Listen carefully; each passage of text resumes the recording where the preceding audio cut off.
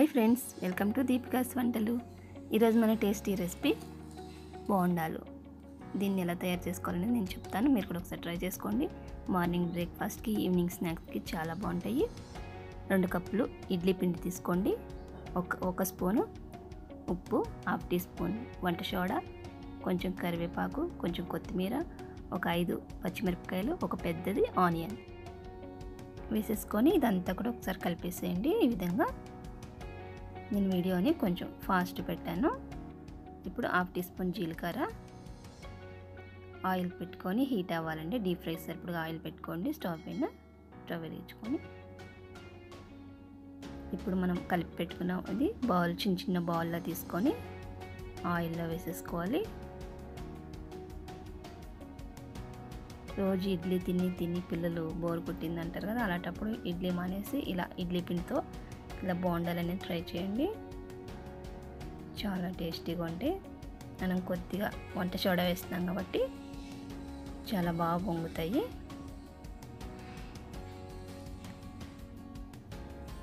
మనకి బయట బండి మీద దొరికే సేమ్ పునుగులు ఎలా ఉంటాయి అలానే ఉంటాయి ఇవి కూడా.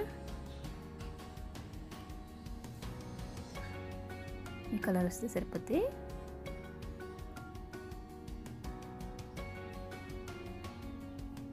ఈ విధంగా మొత్తం అన్ని వేయించేసుకోండి.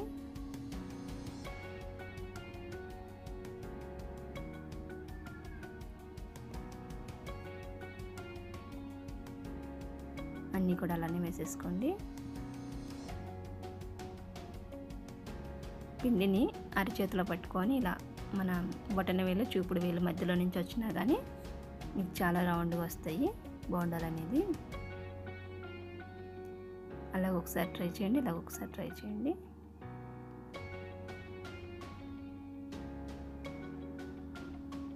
ఈ విధంగా మొత్తం అన్నీ కూడా వేయించేసుకోండి.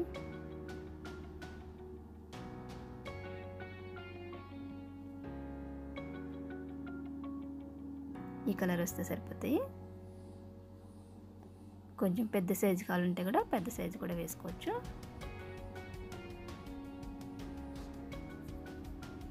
చిన్నపిల్లలు ఉన్న వాళ్ళు ఇలా ఉల్లిపాయలు, పచ్చిమిరపకాయలు ఇష్టపడరు కాబట్టి వాళ్ళ కోసమని ప్లెయిన్ పిండి కొంచెం పక్కన పెట్టుకొని మిగతా పిండిలో ఉల్లిపాయలు, పచ్చిమిరపకాయలు వేసుకోండి.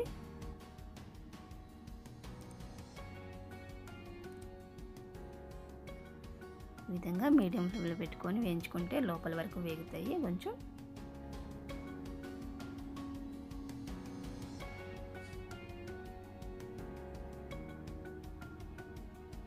దీంట్లో పల్లీల చట్నీ అయితే చాలా బాగుంటుంది. అలానే చట్నీ లింక్ కూడా నేను డిస్క్రిప్షన్లో ఇస్తాను, అలా కూడా ట్రై చేసుకోండి చట్నీ.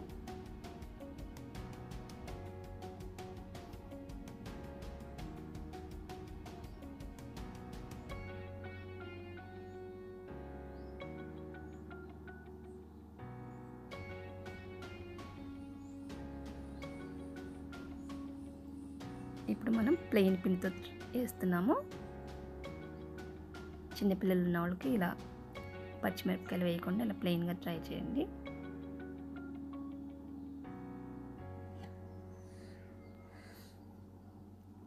సేమ్ అంతా అలానే కలుపుకుంటున్నాం కానీ ఉల్లిపాయలు, పచ్చిమిరపకాయలు వేయట్లేదు. ఇంకా సోడా, జీలకర్ర అంతా కూడా వేసాము ఈ పిండిలో కూడా.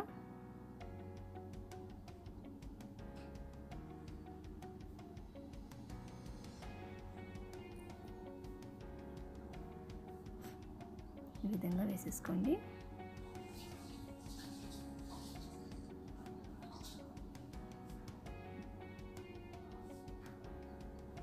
ఈ గోల్డెన్ బ్రౌన్ కలర్ రావాలి.